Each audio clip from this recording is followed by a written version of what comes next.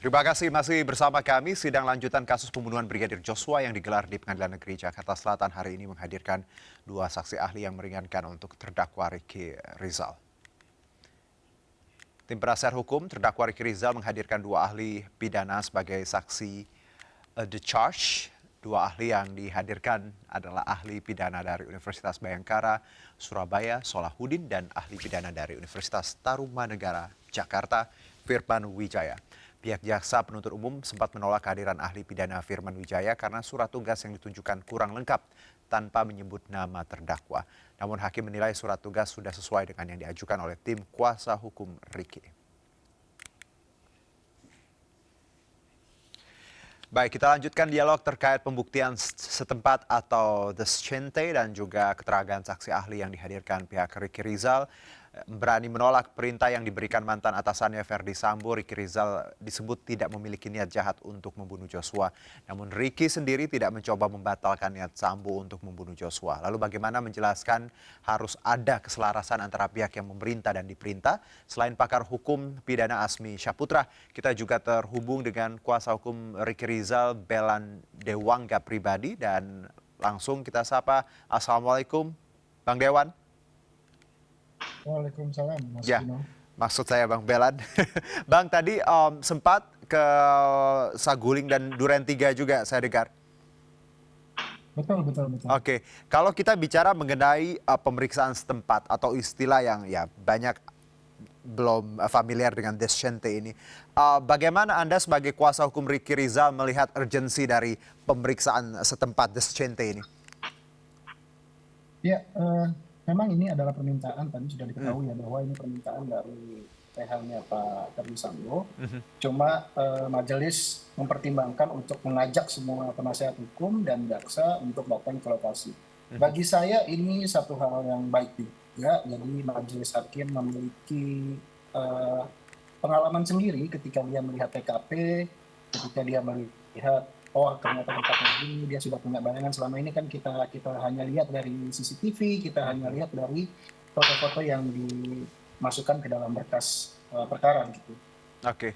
Kalau saksi ahli menyebutkan bahwa Ricky Rizal sebenarnya tidak memiliki niat ikut membunuh Joshua, namun klien Anda juga tidak tadi membatalkan ataupun mendorong untuk Verdi Sambo mengurungkan niatnya. Bagaimana Anda melihat poin ini dan kaitannya dengan pemeriksaan setempat ini? Apakah dua hal ini nantinya juga bisa menjadi tools atau senjata untuk Anda untuk membela klien Anda?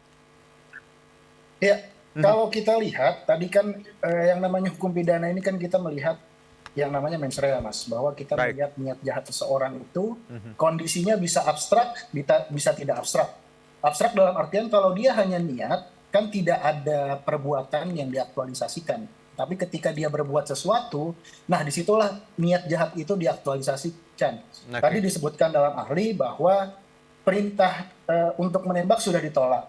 Berarti mens rea-nya kalau kita pakai bahasa praduga itu gugur satu. Oke. Lalu satu lagi dibilang bahwa pengamanan senjata itu disuruh seseorang, gugur lagi dengan ahli poligraf.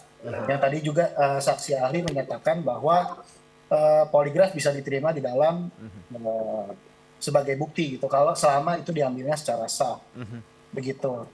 Terutama yang masalah penembakan ya, karena penembakan oleh Pak Verdi Sambo ke tubuh Joshua ini kan sudah berulang kali diterangkan dan dikuatkan oleh ahli poligraf bahwa klien kami tidak melihat, kan tapi ada alasannya. Kita tidak pernah bilang bahwa kita tidak mendengar ada suara tembakan. Tetapi yang kita katakan adalah memang tidak melihat. Ahli poligraf ketika dites Ricky Rizal dikatakan indikasinya jujur. Oke. Tidak melihatnya karena ada panggilan dari HT. Baik. Yang namanya penembakan peluru melesat kan itu hitungannya miliseconds, Mas. Jadi kalau orang tidak melihat ketika dia balik lagi Pak Verdi Sambo sedang menembak dinding, itu yang memang dia lihat dan kita tidak bisa paksakan untuk dia berbohong begitu. Oke, kira-kira seperti itu ya. Tapi kalau kita lihat juga bagaimana sebenarnya hari ini pemeriksaan setempat ini tidak bertujuan untuk pembuktian, tapi lebih ke keyakinan hakim ya. Apakah Anda sebagai kuasa hukum Ricky Rizal optimis hakim punya perspektif yang berbeda ketika hari ini langsung datang ke TKP, Bang? Ya, seharusnya sih hakim bisa lebih memahami ya, karena Baik. bukan hanya tempatnya, bukan hanya space-nya, tetapi seseorang yang mengalami kejadian begitu hebat ya, dalam Baik. artian dia melihat peristiwa penembakan, dia mengalami distorsi, bahkan kalau kita lihat tadi layout yang di rumah Duren 3 itu kan ya, Mhm. bahwa kondisi posisi korban itu kan terhalang oleh tangga. Ya. Jadi ada posisi korban terhalang oleh tangga, di belakangnya baru klien kami berdiri. Mhm. Sehingga ketika dia berpaling, dia tidak melihat tembakannya ke arah tubuh korban. Oke. Yang pokoknya yang dia lihat adalah ke tembok, di mana arah-arahnya dua-duanya sama ya. Mhm. Cuma perbedaan mungkin berbeda beberapa derajat saja begitu. Baik, saya ke Pak Asbi. Pak Asbi, logik-logik seperti ini atau argumen seperti ini, apakah hakim juga nantinya bisa menerima berbagai banyak opsi dari berbagai banyak pihak dengan datang ke TKP dan melihat langsung? Anda bagaimana tanggapannya? Ya, Ah, wajar saja memang setiap katakanlah penasihat hukum pasti menginginkan yang terbaik dalam pembelaan kliennya, gitu baik. loh. Dia pasti ingin mengajukan argumentasi hukum yang tentunya meringankan atau bagaimana kira-kira unsur tidak pidana yang didakwakan kepada kliennya tidak bisa terbukti, gitu loh. Mhm.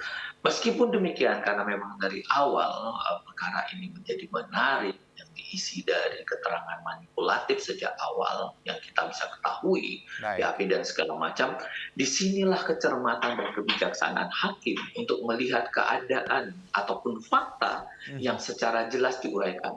Apakah yang mana yang paling bersesuaian di antara Oke. para pelaku-pelaku ini? Siapa pelaku utamanya, siapa pelaku pembantunya, siapa yang paling dominan, gitu loh. Ya, kita juga sepakat jangan juga anak buah jadi korban, Mhm. tentunya. Siapa sih yang paling punya konflik paling besar? Oke. Tentunya yang punya jabatan tertinggi, yang pegang komando tertinggi, pasti punya kepentingan yang lebih besar dibanding dengan anak buahnya Baik. yang mungkin tidak banyak kontribusi besar, hanya ikut-ikutan di dalam kesempatan kali ini. Oke. Katakanlah nanti hakim akan sampai ke titik itu, gitu loh. Mhm. Meskipun demikian, di dalam hukum dinyatakan kalau memang ada keinginan yang sama, ada meeting of mind-nya, Mhm. bahwa orang-orang katakanlah kita bisa bayangkan dari bintang 1 perwira menengah sampai lagi sampai Baradae dan seluruh jajaran yang bisa ikut, kan berarti ada kekuatan yang sangat besar. Oke. Pengaruh beliau adalah sangat besar. Sehingga ini yang memang juga tidak bisa secara hukum saja, Mhm. tapi secara rasa filosofi hukum dan sosiologis juga dipertimbangkan, gitu. Karena banyak orang yang tertarik dari perkara ini. Oke. Di sinilah hakim lagi-lagi harus jeli, Mhm. harus matang, bijaksana, puzzle-puzzle tadi disusun Ya. sampai tadi datang, Mhm. ada rasa kepatutan tidak. Kalau saya punya sahabat dekat, kalau Oke. sahabat dekat saya tadi atau satu tim saya tadi ada ancaman, setidak-tidaknya saya akan mensuarakan. Bagaimana menghindar? Katakanlah Bapak sedang emosi, Bapak lagi marah, Mhm. kamu jangan dulu menghindar dulu dan segala macam. Ini yang nanti akan dilihat dari perspektif jaksa. Apakah ada upaya lain untuk menghindari? Apakah ada upaya lain dari sekian orang yang ada di rumah itu untuk mengalihkan Joshua untuk pada malam itu tidak kejadian? Katakanlah Bapak punya emosi yang sangat tinggi. Oke.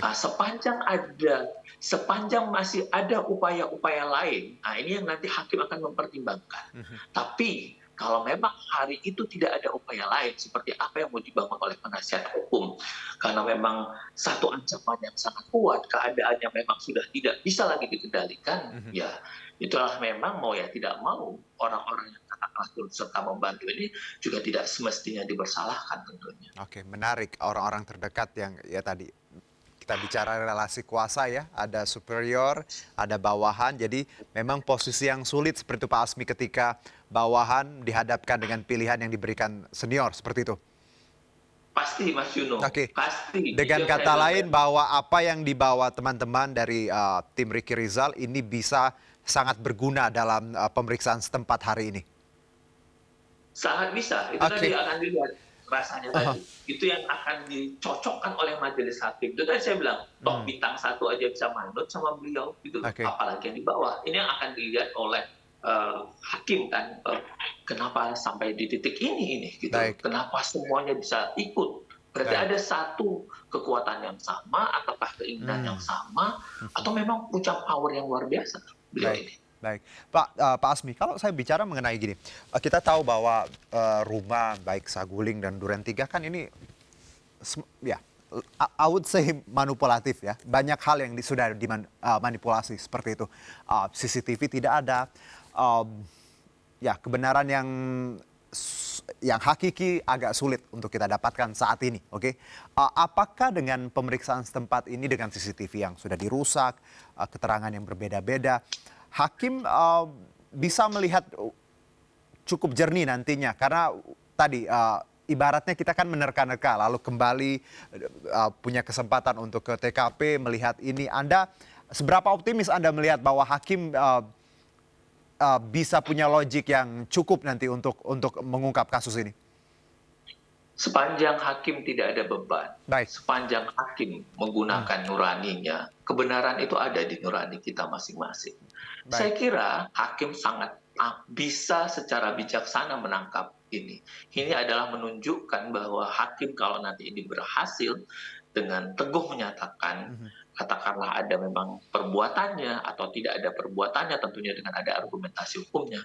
Ini adalah satu kemenangan bahwa hukum Oke. itu bisa ditegakkan. Saya Sekali lagi kasus Pak Sambo ini menarik untuk satu ujian besar bagi lembaga penegak hukum tidak hanya polisi, tapi jaksa, hakim, dan negara hukum Indonesia itu sendiri. Pak Asmi. Masyarakat menanti untuk ini. Ya, singkat saja ya, karena waktunya terbatas, saya sudah dibisikin harus bertanya terakhir.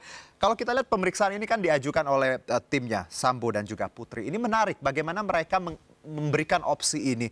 Apakah ini ada hal-hal tertentu dari pandangan Anda? Apakah ada usaha untuk meringankan? Karena ini cukup berani sih menurut saya move-nya. Karena Descente ini bukan bisa lagi-lagi semakin membuat terang sebenarnya. Tapi apa untungnya untuk Putri Sambo dan Putri dan Ferdi? Ada dua hal, pasti dua hal, dua perspektif. Kalau saya sudah merasa diamankan, maka saya berani dong terhadap itu. Baik. Tapi hal lain adalah ini adalah sisi positif. Dia kepengen benar-benar kebenaran yang matang. Jadi tergantung tujuan apa yang ada di hati orang tadi. Andai saja dari awal ini tidak ada manipulatif, ceritanya akan berbeda, gitu. Tapi karena dari awal ada manipulatif, ya kepercayaan itu kan seperti penghapus yang makin lama makin tipis, gitu. Baik, Tipis, baik Pak Asmi.